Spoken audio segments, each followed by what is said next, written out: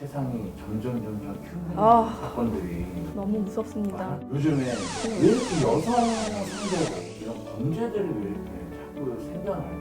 왜 여성들한테만 그럴까? 사실 여성들한테만 그럴까? 여성들한테만 그런다기보다는 조금 더 포괄적으로 본다면 약자들, 저는 약자들이라는 생각이 들거든요. 그 약자들 안에 노인과 여성, 어린이가 들어가는 거 생각이 들고, 사실은 여성분들뿐만 아니라 뉴스를 보면은 노인들, 60대 노인, 50대 노인들 진짜 길 가다가 그냥 주먹으로 때리거나 그런 사건들도 나오잖아요. 세상에 약자들한테 이런 분풀이, 화풀이에 대한 행동들이 근래에 좀 자주 나타나지 않나. 코로나가 좀 종식이 되면서, 완전히 종식은 아니지만 그래도 나올 수 있는 상황들이 많잖아요. 이제 밖에 나가서 마스크를 쓰지 않고 활보할 수 있고, 억압돼 있던 것들이 좀 더 많이 분출이 되지 않았을까라는 생각도 좀 해봤어요. 그 전에는 범죄를 저지른 사람들도 코로나는 무섭지 않았을까? 자기들도 안 나오지 않았을까? 그랬다는 생각이 좀 들었고, 일단 그게 좀 줄어들고 나니까 이제 세상에 나와서 뭔가를 해야 되는데, 코로나로 인해서 많이 실직하신 분들도 계셨고, 사회적으로 좌절한 사람들도 있었고, 여러 가지 것들이 많았었잖아요. 그러니까 그런 것들이 응축돼 있다가 터지는 것이 아닐까.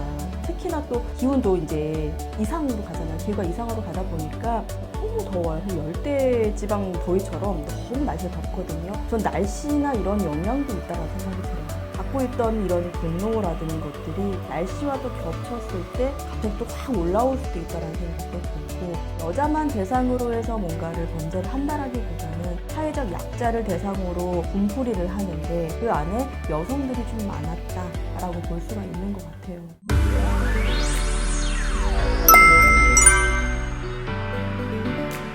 부산 사건으로 갔을 때 물론 새벽 5시에 이제 귀가하는 여성을 쫓아가서 그것도 엘리베이터 앞에 CCTV가 그렇게 있는데 기습적으로 그냥 돌려차기로 대범한 거 아니에요 이제? 대범한 거고 될 대로 되라라는 식인 거죠. 하나도 무섭지 않다. 그런 걸 생각하고서는 범행을 저지른 생각하지는 않은 거예요. CCTV 있고 얼굴 다 찍히니까 뭐 큰일 나겠구나 이런 게 아니라 전혀 그런 상관없이 찍힐 때면 찍혀봐라. 너무나 당당한 거죠 사실은. 그러니까 왜 그러면 이제 법이 안 무섭나 봐.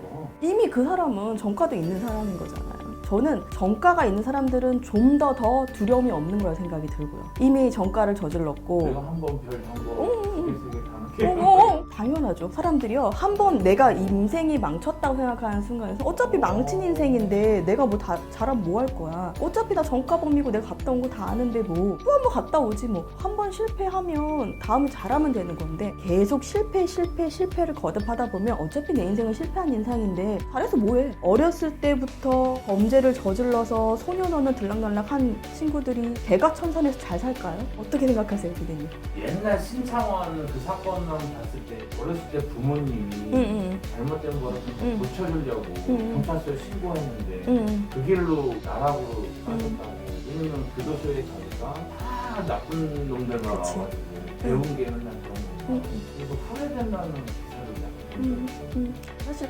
후회된다라고 말하는 건 어떻게 보면 합리화예요. 부모가 그렇게 하지 않았으면 내 인생이 이렇게까지 되진 않았어 라고 얘기하지만 결국은 그 사람은 거기서 안 좋은 것들을 환경을 배우게 되기도 하고, 중요한 건 뭐냐면 그런 사람들이 출소 후에 사회적인 생활을 할 수 있을까. 신림고사도 똑같은 거잖아요. 그 사람도 그거 하고 나와서 일도 안 되고 뭐 이런다고 얘기를 하는데 과연 이게 한 번에 이렇게 낙인을 찍힌 것들이 사회 구성원으로서 일을 할 수 있을까? 결국은 못한다는 거예요. 그러면 똑같이 반복이 되는 거죠. 재범률이 왜 생기겠어요? 지나가다가 하는 말들 중에 하나가 뭐였냐면 어차피 내가 나와 살 것도 없는데 차라리 감옥 가면 밥 먹여주고 잠재워주지 않냐. 나는 저질러서 범죄 저질러서 감옥 간다. 밖에 나오는 밥도 못 먹고 살지도 못하는데 이렇게까지 말하는 범죄자도 있었어요. 그럼 과연 이게 이 사람들이 원해서 그런 건 알겠지만 이 사람들이 나와서 뭔가를 할 수 있는 사회적인 구조적인 무슨 시스템이 있나? 이 사람들을 뭔가를 도움을 줄 수 있는 것들이 있나? 물론 교정을 하거나 교화시키기 위해서 뭔가 훈련을 하긴 하겠지만 세상에 나와서 전과를 갖고 있는 사람들을 우리가 색안경을 끼고 안 볼 수는 없잖아요. 물론 걔가 천선해서 아니면 정말 좋은 상황으로 다시 갈 수도 있는데 어쩔 수 없는 상황. 내가 정말 범죄를 저지르고 싶어서 한 게 아니라 우발적으로 뭐 이런 것들은 정상 참작이 될 수도 있겠지만 그런 게 아니라 계획적인 범죄, 반복적인 것들, 변화 가능성이 없는 범죄자들은 나오면 똑같이 한다는 거예요. 그렇기 때문에 사실은 이 사람들이 나와서 교화가 될까? 청소년기부터 이렇게 쭉 오는 사람이 사람이 나와서 올바르게 삶을 살 수 있을까? 그런 사람들이 없을까요, 지금? 곳곳에도 있겠죠. 근데 그 중에서도 정말 좋은 사람을 만나서 소위 말로 손 씻고선 정말 잘 사는 사람이 있을 수도 있겠지만 내가 뭔가 해보려고 해도 안 되는 사람이 있을 수도 있어요. 그렇다고 해서 불특정 다수한테 분풀이하는 행동은 올바르진 않는 거죠.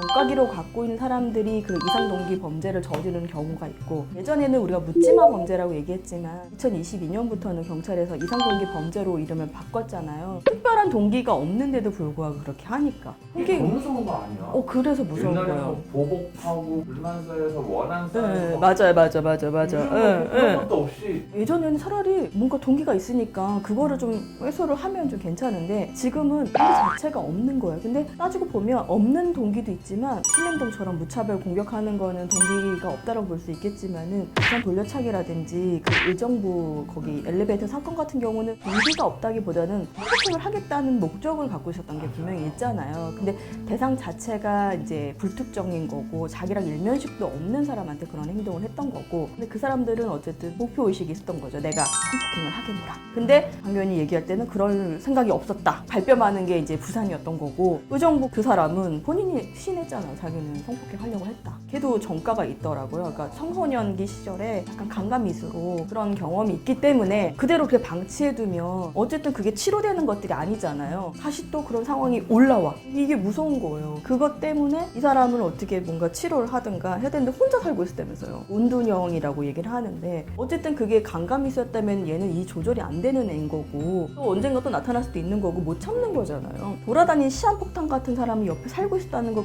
그분이 알고 계셨겠냐고. 전혀 몰랐던 거죠. 정가를 가진 사람들이 이상동기 범죄를 저지르는 경우가 있는 거고, 아닌 경우 같은 경우 정말 초범인데 묻지마 범죄처럼 막 무차별적으로 분노 조절 장애 아니면 사투리 대상 이렇게 해서 초범인 경우도 많다고 하더라고요. 초범인 경우 같은 경우는 사회적인 실직, 실패 이런 것들을 경험하다 보니까 본인이 이제 되게 좌절을 경험하잖아요. 좌절을 경험했을 때 우리는 스트레스에 취약한 사람들이 있어요. 스트레스에 취약한 사람들 같은 경우는 본인이 감당을 못하는 거예요. 분노의 스노우볼 효과라고 하는 것처럼 분노가 눈동이 자꾸 이렇게 불어나는 거예요. 불어나면 나중에 이게 감당이 안 되니까 화가 막 치밀어 올라. 그러면 누구 하나 잡히기만 해봐. 불특정 다수한테 화풀이를 하는 거예요. 나도 정신 차려보면 내가 왜 그랬죠? 현실 불만형, 사회 불만형이 많다는 거예요. 진주 방화 사건처럼. 아닌 듯 걔는 정신병이잖아요. 병리를 갖고 있는 사람들의 분류에 차별 범죄를 저지르는 부류. 사실 그 두 부류를 빼고서도 현실 불만형인 사회 불만을 갖고 있는 그런 부류의 사람들도 많다는 거예요.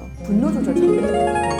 분노를 내가 얻다 화풀이할 때는 없는 건데 화가 나. 화를 나게 만든 대상이 누구냐? 사회예요, 사회. 이 사회가 나한테 해준 게 뭐가 있냐? 저도 다 똑같이 느끼는 건데. 그러니까요. 그렇다고. 내가 취업 못하고 실직하고 실패하고 이거 다 사회 탓을 돌리는 거예요. 니네가 나한테 해준 게 뭐가 있냐? 내 인생 이렇게 망가진 게 다 니네 때문이다. 근데 사실 그게 사회에 대해서 내가 불만을 표출할 수가 없잖아요. 그러니까 불특정 다수한테 하는데 나보다 약한 대상이 아닌 강한 대상한테 범죄를 저지르겠어요? 약한 대상한테 범죄를 저지르는 거예요. 신림동 사건은 좀 달라요. 무차별적으로 공격 칼부림을 했잖아요. 그 사람은 약한 대상한테 하기보다는 자기의 열등감 때문에 살인을 저질렀다라는 기사가 있어요. 그 사람이 30대이고 좀 왜소하고 취업도 잘 못하고 불성실하고요. 독산동에 있는 할머니 집에 갔다가 할머니한테 좀 이렇게 안 좋은 소리를 듣고 넌 취업도 못하고 맨날 그러냐라는 그런 얘기를 듣고 너무 화가 나서 뭐 칼을 준비해가지고 신림동을 나왔다. 계획범죄인 거죠. 근데 그 사람이 범죄를 저지른 대상이 남성들이었잖아요. 자기는 여성으로 대상을 한 게 아니라 자기보다 잘나 보이는 남자들한테 대상을 했다라는 그런 기사가 좀 있더라고요. 그러니까 자기가 열등감을 갖고 있기 때문에 외모에 대한 컴플렉스가 있을 수도 있고 잘나가 보이는 남성들을 봤을 때 굉장히 그 부러움을 느낄 수도 있고, 이 사람은 남성들한테 칼부림을 했었고 그 중에 이제 20대 남성분이 죽음을 맞이했는데 너무 안타까운 죽음이더라고요. 근데 그 사람은 전과범이었잖아요. 사회 불만형. 이런 사람들은 인지적인 왜곡을 갖고 있거든요. 있거든요. 다른 사람하고 좀 다른 사고 방식을 갖고 있다는 거예요. 이 사람이 갖고 있는 인적 왜곡은 뭐냐면 과잉 일반화시키는 인적 왜곡이 있다는 거예요. 한두 건의 자기가 경험한 걸로 인해서 그걸 일반화시킨다. 자기가 만약에 한 번 정도 취업에 실패하거나 잘 안 됐을 경우에는 한 번이잖아요, 그게. 근데 그게 마치 매번 그렇게 반복되는 것처럼 매번 세상은 나를 좋아하지 않아. 세상은 나한테는 나를 버렸어. 세상에 내가 서 있을 데가 없어. 이런 식으로 일반화시키고 마치 자기가 뭔가 거절당하고 거부당한 사람처럼 나고자처럼 본인 스스로를 그렇게 느낀다는 거예요. 그렇게 인지적 왜곡을 갖기 시작하면 세상이 싫어지겠죠. 세상이 싫어지면 어떻게 돼요? 파괴적인 사람이 돼요. 공격적인 사람이 돼요. 이놈의 정말 싫은 세상. 이 싫은 세상 살면 뭐해? 그러면 다른 사람을 해치는 게 아니라 사실 자기한테 공격이 되면 자기가 자살을 하거나 극단적 선택을 하시는 분들이 계시겠죠. 차라리 그게 낫네. 자기한테 공격이 오면요.